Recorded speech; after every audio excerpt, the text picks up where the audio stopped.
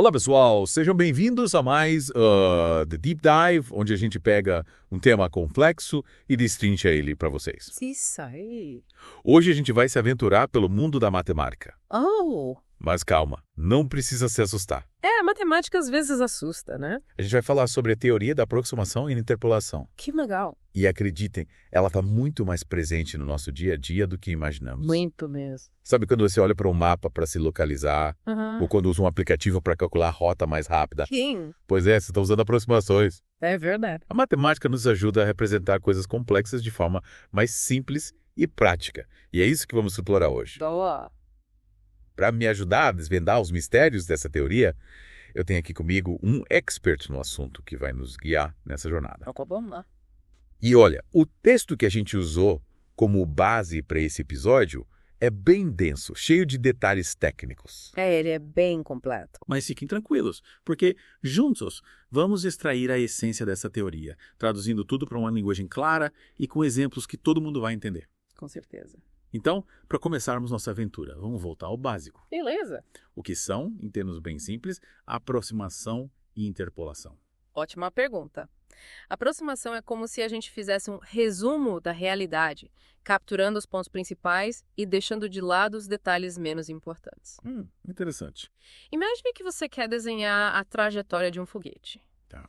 A trajetória real é influenciada por diversos fatores, como a gravidade, a resistência do ar, a força do motor e por aí vai. É bastante coisa. Se a gente for levar em conta todos esses fatores com precisão absoluta, o cálculo fica extremamente complexo. Nossa, imagina. Aí entra a aproximação. A gente busca um modelo matemático mais simples que represente a trajetória do foguete de forma aproximada, sem se perder em detalhes que, nesse caso, não são tão importantes. Entendi. É como se a gente fizesse um esboço da trajetória, destacando os pontos-chave para ter uma visão geral do movimento do foguete, certo? Exatamente. E a interpolação entra em cena quando a gente quer preencher as lacunas nesse esboço. Legal. Imagine que você tem dados sobre a altitude do foguete em alguns momentos específicos do voo. Certo. Com a interpolação, a gente pode estimar a altitude em outros momentos, preenchendo os espaços entre os dados conhecidos. Entendi. É como se a gente ligasse os pontos da trajetória, criando um gráfico mais completo do voo. Agora, entendi. A aproximação simplifica a realidade e a interpolação nos ajuda a completar o quebra-cabeça, usando a lógica para deduzir as partes que faltam. É isso aí. Mas me diz uma coisa, onde essa teoria se aplica na prática? A teoria da aproximação e interpolação tem aplicações em áreas bem diversas, desde a engenharia até a arte, passando pela ciência da computação e pela medicina. Caramba. Na engenharia, por exemplo, ela é fundamental para projetar estruturas seguras e eficientes, como pontes, edifícios e aviões. Os engenheiros usam modelos matemáticos para simular o comportamento dos materiais e das forças que atuam sobre a estrutura. Uau. Sem a aproximação, seria praticamente impossível fazer esses cálculos de forma precisa e rápida. Então quer dizer que a gente está literalmente cercado por aplicações dessa teoria, sem nem perceber. Exatamente. E na ciência da computação, como ela é utilizada? Na computação, a interpolação é usada em softwares de edição de imagem e áudio, por exemplo. Que legal. Quando você aumenta o zoom de uma foto ou melhora a qualidade de um áudio, o software usa algoritmos de interpolação para criar novos pixels ou amostras de som, preenchendo as lacunas entre os dados originais. Nossa, que interessante. É bem legal. E na medicina? O texto mencionava aplicações nessa área também. Sim, na medicina, a interpolação é muito utilizada em imagens médicas, como as de ressonância magnética. Interessante. Essas imagens são compostas por vários cortes do corpo, e a interpolação permite criar imagens mais detalhadas, preenchendo os espaços entre esses cortes. Faz sentido. Isso ajuda os médicos a terem uma visão mais completa da anatomia do paciente e a fazer diagnósticos mais precisos. Nossa, cada exemplo que você dá, mas eu fico impressionado com a abrangência dessa teoria. Pois é, ela é bem poderosa. Mas, voltando um pouco para a parte mais técnica, o texto menciona a questão do erro na aproximação. Explica melhor isso. Quando a gente usa uma aproximação, estamos, por definição, abrindo mão de um pouco de precisão em troca de simplicidade e praticidade. Essa diferença entre o valor real e o valor aproximado é o que chamamos de erro. Certo. O objetivo, na maioria dos casos, não é eliminar o erro completamente, mas sim controlá-lo, garantindo que ele seja pequeno o suficiente para não comprometer a qualidade da solução. Entendi. É como aquele ditado, feito é melhor que perfeito. Sim. Às vezes, A gente precisa abrir mão de um pouco de precisão para conseguir resultados práticos e úteis. Exatamente. Mas me diz uma coisa, como a gente sabe qual o nível de precisão ideal para cada situação? A escolha do método de aproximação e o nível de precisão desejado dependem muito do contexto. Na engenharia, por exemplo, a margem de erro tolerável é muito menor do que em outras áreas, porque um erro de cálculo pode ter consequências graves na segurança de uma estrutura. Verdade. Já na arte, a precisão matemática não é tão crucial, pois o objetivo principal é a expressão artística e a criatividade. Faz sentido? Cada área tem suas próprias necessidades e tolerâncias em relação ao erro. Mas, pensando na busca pela simplicidade na teoria da aproximação, como encontrar o equilíbrio entre simplificar e manter a precisão? Essa é a arte da modelagem matemática. Olha só. A gente busca modelos que sejam simples o suficiente para serem compreendidos e utilizados com facilidade, mas sem simplificar demais a ponto de perder informações importantes. É como encontrar o ponto ideal entre a complexidade e a praticidade. Lembra daquela frase famosa do Einstein? Qual? Tudo deve ser feito da maneira mais simples possível, mas não mais simples que isso. Ah, essa é clássica. Acho que ela se encaixa perfeitamente nesse contexto. Com certeza. Mas como a gente sabe se estamos simplificando demais? Essa é uma questão complexa. Depende muito do problema que estamos tentando resolver, dos dados disponíveis e dos objetivos que queremos alcançar. Em áreas como a medicina, por exemplo, a modelagem de dados de pacientes precisa ser o suficiente para fornecer diagnósticos confiáveis, mas, ao mesmo tempo, simples o suficiente para ser utilizada pelos médicos de forma rápida e eficiente. É um constante exercício de equilíbrio entre a precisão e a simplicidade, né? Fez isso aí? E a interpolação. Ela também entra nesse jogo. Com certeza. A interpolação nos convida a refletir sobre como lidamos com informações incompletas. Interessante. No mundo real, raramente temos acesso a todos os dados que gostaríamos. Verdade. A interpolação nos permite fazer previsões e tomar decisões com base nas informações disponíveis, preenchendo as lacunas com o que sabemos e com o que podemos deduzir. É como se a gente usasse a lógica e a intuição para completar o quebra-cabeça, mesmo quando faltam peças. Exato. E o texto menciona que essa ideia se aplica a vários aspectos da vida, não apenas à matemática. Com certeza. Que legal! A interpolação está presente na forma como tomamos decisões, como construímos relacionamentos e até mesmo como interpretamos a arte. Nossa. Por exemplo, quando conhecemos alguém novo, temos acesso apenas a uma pequena parte da história e da personalidade dessa pessoa.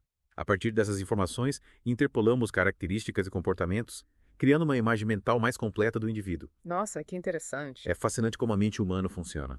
Mas já estamos chegando ao final da primeira parte do nosso mergulho na teoria da aproximação e interpolação. Vimos como essa teoria se aplica em diversas áreas, desde a engenharia até a arte, e como ela nos ajuda a lidar com a complexidade do mundo real, simplificando informações e preenchendo lacunas no nosso conhecimento. Isso aí. Na próxima parte, vamos nos aprofundar ainda mais nesse universo, explorando os desafios e as implicações dessa busca por representar o mundo de forma simplificada, mas precisa. Aguarda, Nemo. Fiquem ligados. Até a próxima. E aí, pessoal, de volta para a segunda parte da nossa imersão na teoria da aproximação e interpolação. É isso aí. Na primeira parte, a gente desvendou os conceitos básicos e vimos como essa teoria se aplica em diversas áreas da engenharia e arte. Temos uma boa explorada. Agora, vamos explorar um pouco mais os desafios e as implicações dessa busca por representar um mundo de forma simplificada, mas precisa. Exatamente. A gente viu que a aproximação nos ajuda a lidar com a complexidade do mundo real, criando modelos matemáticos mais simples para representar fenômenos complexos. Isso, simplificando para entender melhor. Mas essa simplificação tem um preço, né? Verdade. A gente precisa estar ciente do erro que estamos introduzindo no modelo. Isso mesmo. Lembra que a gente falou sobre a questão do erro na aproximação? Assim. Pois bem, agora vamos mergulhar de cabeça nesse tema. Beleza. Em áreas como a medicina ou a engenharia, onde a precisão é crucial, como a gente lida com essa incerteza inerente às aproximações? Essa é uma questão que me deixa curioso. Compreensível. Afinal, estamos falando de áreas onde um pequeno erro pode ter consequências sérias. Com certeza. Em áreas como a medicina, onde decisões podem ter impacto direto na vida das pessoas, a gente precisa ter muito cuidado com as aproximações. A responsabilidade é enorme. É fundamental usar métodos robustos que minimizem o erro e garantam a confiabilidade dos resultados. Que tipo de métodos são esses? Você pode dar alguns exemplos? Claro, existem diversos métodos estatísticos e computacionais que nos permitem avaliar a qualidade de um modelo, como testes de hipóteses, validação cruzada e análise de sensibilidade. Nomes complicados. A estatística tem dessas, né? Mas a ideia é simples. A gente testa o modelo de várias maneiras para ter certeza que ele é confiável. A escolha do método mais adequado depende da natureza do problema, da quantidade e da qualidade dos dados disponíveis e do nível de precisão desejado. Entendi. Então não existe uma fórmula mágica para lidar com o erro, né? Não, cada caso é um caso. É preciso analisar cada caso com cuidado e usar as ferramentas certas para garantir a confiabilidade do modelo. Exatamente. E, além disso, é preciso ter em mente que as aproximações são ferramentas que auxiliam na tomada de decisão, mas não substituem o julgamento humano e a expertise dos profissionais. Isso é importante. Um médico, por exemplo, não vai se basear apenas em um modelo matemático para fazer um diagnóstico. A experiência conta muito. Ele vai usar o modelo como um guia, mas vai levar em conta também sua experiência, seu conhecimento e as características específicas do paciente. Faz todo sentido. E no caso da engenharia, como essa questão do erro se manifesta? Afinal, a gente não quer que uma ponte caia por causa de um erro de cálculo, né? Com certeza. Na engenharia, a margem de erro tolerável é geralmente muito pequena, porque, como você disse, um erro de cálculo pode ter consequências graves. Segurança em primeiro lugar.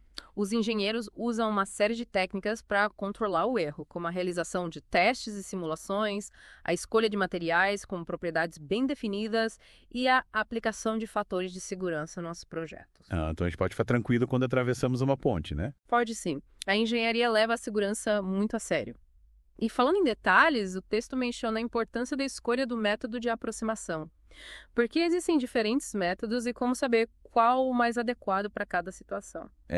Isso eu fui curioso também. É como escolher a ferramenta certa para cada trabalho.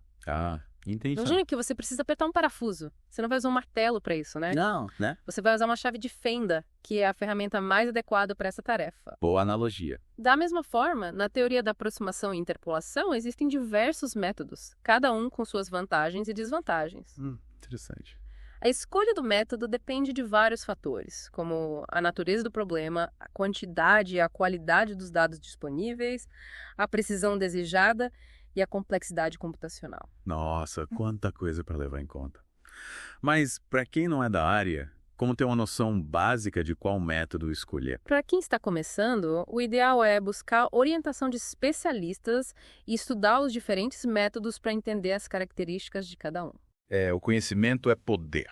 Existem diversos recursos online e livros que explicam de forma didática os conceitos básicos e aplicações, mas o mais importante é ter em mente que não existe um método perfeito que funcione para todas as situações. Certo. A escolha do método é sempre um processo de análise e decisão que leva em conta as características específicas do problema que estamos tentando resolver. Perfeito. Então a mensagem é: não existe atalho para dominar a arte da aproximação. Exatamente. É preciso estudar, praticar e consultar especialistas quando necessário. Isso aí.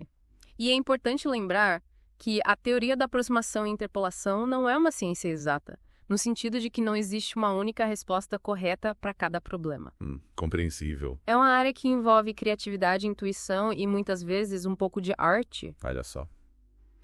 A gente precisa usar a matemática como um guia, mas também confiar no nosso bom senso e na nossa capacidade de julgamento. E por falar em arte, a gente viu na primeira parte que a interpolação pode ser aplicada até mesmo nesse campo, né? Sim. A arte e a matemática podem andar juntas. O texto fala sobre a beleza da simplicidade na teoria da aproximação, mas também alerta para o risco de simplificar demais. Como encontrar esse equilíbrio entre a simplicidade e a precisão? Essa é a grande questão. A gente busca modelos que sejam simples o suficiente para serem compreendidos e utilizados com facilidade, mas sem perder informações essenciais. Simplificar sem perder a essência. É como um escultor que busca a forma mais pura, eliminando o excesso sem comprometer a essência da obra. Que analogia poética. Adorei. Mas como saber se estamos simplificando demais? Quais os sinais de alerta? Um sinal de alerta é quando o modelo simplificado não consegue capturar a complexidade do problema que estamos tentando resolver, ou quando as previsões do modelo se desviam muito da realidade. Nesses casos, precisamos rever o modelo, adicionar mais detalhes ou buscar um método mais sofisticado. Então a gente precisa estar atento aos resultados, né? Sim, é um processo iterativo em que a gente vai ajustando o modelo até que ele se torne uma representação fiel da realidade dentro dos limites da simplicidade que buscamos. Entendi. É como um jogo de cabo de guerra, entre a simplicidade e a precisão, né? É uma boa comparação. A gente precisa encontrar o ponto de equilíbrio onde o modelo é simples o suficiente para ser útil, mas preciso o suficiente para representar a realidade de forma confiável. Exatamente. E esse ponto de equilíbrio vai variar de acordo com o problema que estamos tentando resolver. Em algumas situações, a simplicidade será mais importante, em outras, a precisão será prioritária. O importante é ter consciência dos trade-offs que estamos fazendo e tomar decisões informadas. E falando em decisões informadas, o texto explora a ideia da interpolação como uma forma de lidar com a falta de informação. Me explica melhor isso. Como a gente pode preencher as lacunas do conhecimento usando a interpolação? A interpolação é como um detetive que busca pistas para solucionar um mistério.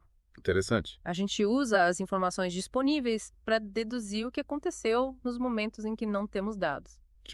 Completando a história. Por exemplo, se a gente conhece a temperatura em 2 momentos do dia, podemos usar a interpolação para estimar a temperatura em outros horários, com base na suposição de que a temperatura varia de forma gradual ao longo do dia.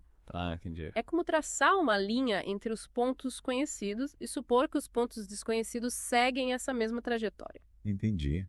É como se a gente desenhasse a curva da temperatura ao longo do dia, usando os pontos conhecidos como guia, mas essa suposição nem sempre é verdadeira, né? Nem sempre a natureza é tão previsível. Como garante a confiabilidade da interpolação. Exato. Nem sempre a interpolação é precisa. A confiabilidade da interpolação depende de vários fatores, como a qualidade dos dados, a distância entre os pontos conhecidos e a natureza do fenômeno que estamos estudando. Então é preciso ter cuidado. É importante ter em mente que a interpolação é uma estimativa, não uma medida exata. Ou seja, a gente usa a interpolação com cautela, sempre conscientes de suas limitações.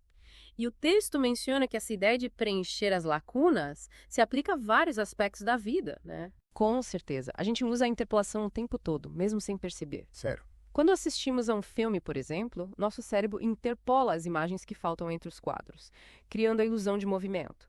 Quando lemos um livro, interpolamos informações sobre os personagens e o enredo, construindo uma imagem mental mais completa da história. Nossa, que fascinante. É como se a interpolação fosse um mecanismo natural do nosso cérebro para dar sentido ao mundo, para conectar os pontos e criar uma narrativa coerente. Exatamente. A interpolação nos ajuda a preencher as lacunas do nosso conhecimento, a construir uma visão mais completa da realidade, mesmo quando temos informações limitadas. E essa ideia se conecta com a questão da confiança nas aproximações que a gente discutiu antes. Sim, uma coisa leva a outra. Afinal, tanto a aproximação quanto a interpolação nos ensinam a lidar com a incerteza, a reconhecer que nem sempre temos todas as informações e que precisamos fazer escolhas com base nos dados disponíveis. Com certeza. A chave é usar essas ferramentas com sabedoria, sem perder de vista a complexidade da realidade. Que lição profunda! Acho que essa é uma ótima reflexão para encerrarmos a segunda parte do nosso mergulho na teoria da aproximação e interpolação. Já exploramos os desafios do erro, a importância da escolha do método e a ideia da interpolação como uma forma de lidar com a falta de informação. E na próxima e última parte, vamos discutir as implicações e os impactos dessa teoria em um mundo cada vez mais digital, onde a tecnologia nos permite processar e analisar quantidades gigantescas de dados. Até lá! E aí, pessoal? De volta para a última parte do nosso mergulho profundo na teoria da aproximação e interpolação. Isso aí.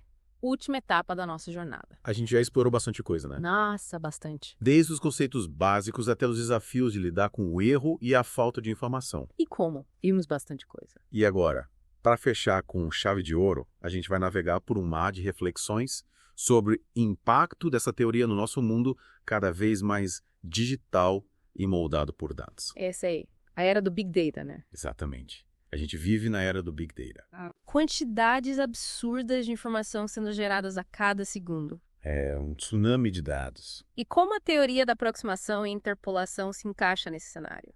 Como ela nos ajuda a lidar com essa avalanche de dados? Pois é. É tanta informação que a gente acaba se sentindo perdido, né? A gente se afoga em informação. Como a gente separa o joio do trigo. Boa pergunta. É aí que a teoria da aproximação e interpolação se torna crucial. Ela nos dá as ferramentas para extrair conhecimento útil dessa montanha de dados. Ferramentas para cavar ouro, né? Imagina só. Seria humanamente impossível analisar cada pedacinho de informação gerado no mundo. Nossa, ia levar uma eternidade. Seria como tentar esvaziar o oceano com uma colher de chá. Impossível. Realmente. A gente precisa de ferramentas mais poderosas para lidar com essa imensidão de dados, né? Exatamente.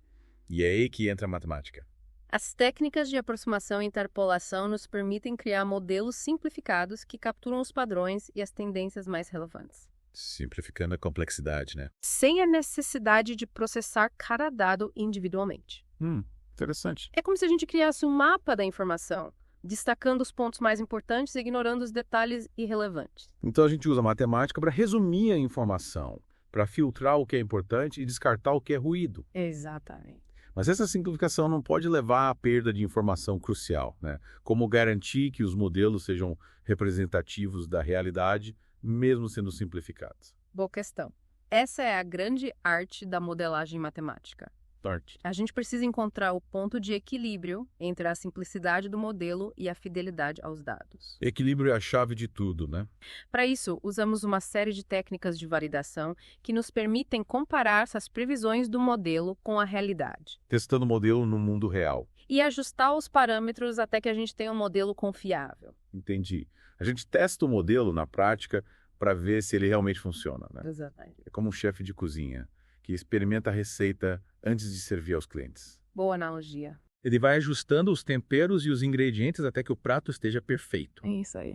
E por falar em perfeito, o texto menciona que a teoria da aproximação e interpolação tem um papel importante no desenvolvimento de tecnologias como a inteligência artificial. Verdade, a inteligência artificial e a matemática são grandes aliadas. Explica melhor isso. A inteligência artificial se baseia em algoritmos que aprendem com dados, certo? Sim. E para que esses algoritmos consigam processar a quantidade gigantesca de dados que alimentam a IA, a gente precisa usar técnicas de aproximação e interpolação. Faz sentido. É como se a gente ensinasse a máquina a resumir a informação, Ensinando a máquina a pensar. a extrair os padrões mais relevantes e a fazer previsões com base nesses padrões. Caramba, que fascinante. A gente está ensinando a máquina a pensar como um matemático. De certa forma, sim. A gente está dando à máquina as ferramentas para lidar com a complexidade do mundo real, para simplificar a informação e extrair conhecimento útil dela. Exatamente. Mas essa simplificação toda não pode levar a erros. Pode sim, a gente precisa ter cuidado com isso. Como garantir que a IA não tome decisões erradas por causa de modelos simplificados? Essa é uma questão crucial. A gente precisa ter muito cuidado na escolha dos dados que alimentam os algoritmos, na validação dos modelos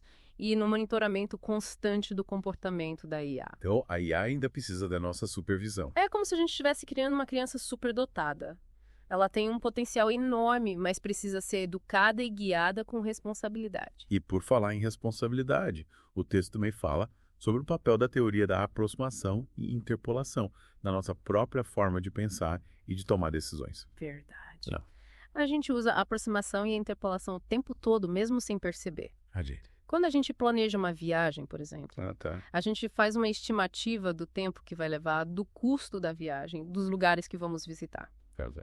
Essas estimativas são aproximações baseadas em dados incompletos e em suposições sobre o futuro. Verdade, a gente nunca tem todas as informações, né? A gente vive com incertezas. A gente precisa tomar decisões com base no que a gente sabe, no que a gente supõe e no que a gente espera. Exatamente. A teoria da aproximação e interpolação nos ajuda a entender esse processo, a lidar com a incerteza e a tomar decisões mais conscientes. Que incrível. Essa teoria realmente está presente em todos os aspectos da nossa vida, desde as decisões mais simples até as tecnologias mais avançadas. É uma ferramenta poderosa para entender o mundo. É isso aí. Chegamos ao fim do nosso mergulho profundo na teoria da aproximação e interpolação. Ufa, chegamos! Espero que vocês tenham curtido a viagem. Eu curti bastante. A gente viu como essa teoria se aplica em diversas áreas, como a engenharia, a medicina, a computação e até mesmo na nossa forma de pensar e de tomar decisões. Exploramos bastante coisa. Aprendemos sobre os desafios da precisão, a importância da escolha do método e a necessidade de usar a tecnologia com responsabilidade. Responsabilidade sempre em primeiro lugar. Mas, acima de tudo, aprendemos que a busca pelo conhecimento é um processo contínuo de aproximação, Um passo de cada vez. de preenchimento de lacunas e de construção de modelos que nos ajudem a entender o mundo, mesmo sabendo que nunca teremos todas as respostas. O conhecimento é uma jornada, não um destino. E que essa busca seja sempre guiada pela curiosidade, pela ética e pela vontade de construir um futuro melhor. Com certeza. Valeu, pessoal. Até a próxima.